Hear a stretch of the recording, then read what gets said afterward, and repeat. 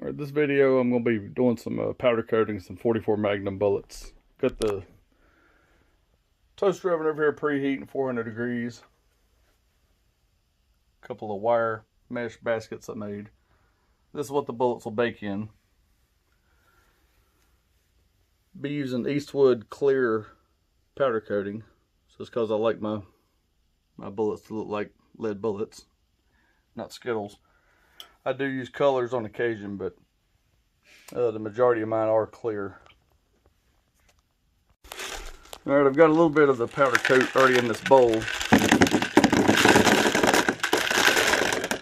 I won't do large batches of these bullets at one time because they're so heavy and these bowls will bust if you're not careful. Got a little powder coat in there. We'll add just a little more. I don't use airsoft BBs or any of that. I've tried that stuff.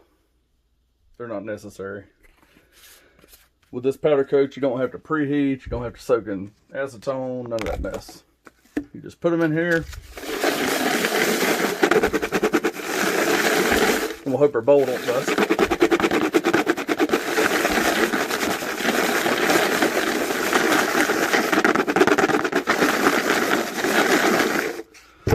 See what we got after about 30 seconds of shaking. Coated. They coat white, but they bake clear. And we use this to get the excess off.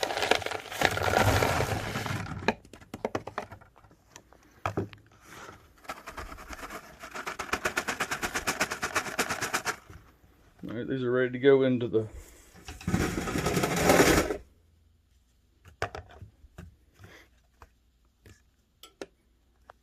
You may notice there's just a couple of small bare spots. That's not enough to hurt anything.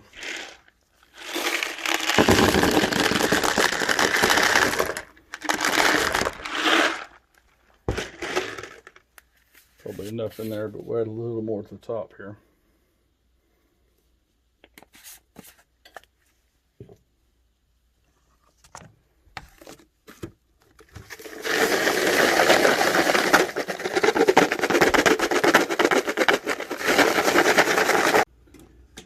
Take the oven, put these in. There's probably 500 or so here and 400.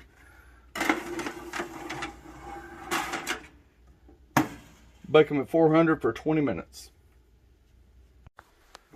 Alright, 20 minutes is up. We'll take these out.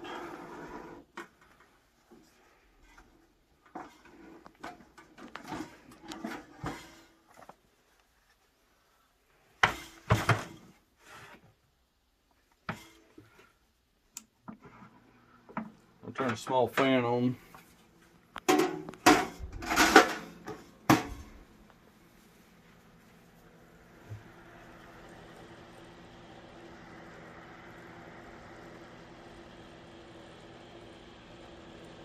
And after they start to cool, I'll bust them apart. Now you can drop them in cold water.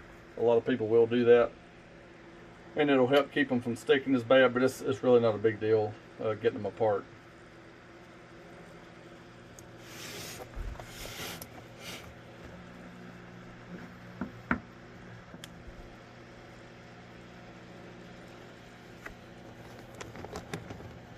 They're still a little wet, I guess you could say, or the paint's not set up yet. Little fan to help it along. Well, these are 240 grain Keith Style 44 Magnum bullets. I didn't cast these myself. I got these online from Summers Enterprises. I've bought from him a few times. I've got a good stock of lead, but a lot of these heavy bullets like this, if I get a good price online, I'll just buy them there to keep from burning through my lead as fast. But these actually came lubed, and they're sized 429. I was testing a few of them in both my 44 Magnums, and I got just a little bit of leading off a couple of them, so I decided to remove the lube. I did that by boiling them and then soaking them in mineral spirits to remove the lube, degrease them. And I'm gonna powder coat just this batch here. I've still got probably, whatever that is, probably another 800, maybe 900 in there. But these, I'm gonna try this powder coat on them, trying to bump the diameter up to about 430, maybe 4305. I'll go in there in a minute and measure one. You saw the still picture in the beginning of one of them. I measured 5 of them. They were all 429. But a lot of times, leading is caused by the bullet not matching your groove diameter in your barrel.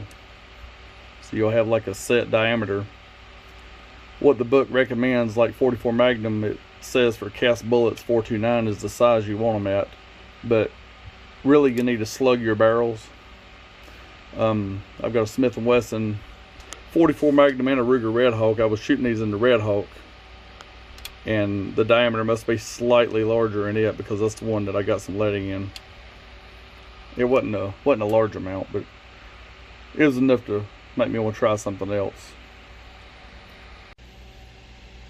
These are cooled off a good bit now. You can just kind of shake them a little bit and they come apart. Like I said, I've never had issues with baking these in a pile or anything else. They work fine for me.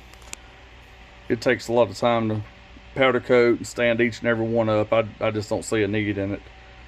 I've watched enough Elvis Ammo and Fortune Cookie 45 LC on YouTube, and those guys, I learned a lot about powder coating from them. So if you're interested in seeing a lot more in detail, I'd recommend either one of their channels. But this is how they do it. They just made a wire basket like this, and you just bake them in a pile. And there might be tiny bare spots, but it's not going to cause you any problems.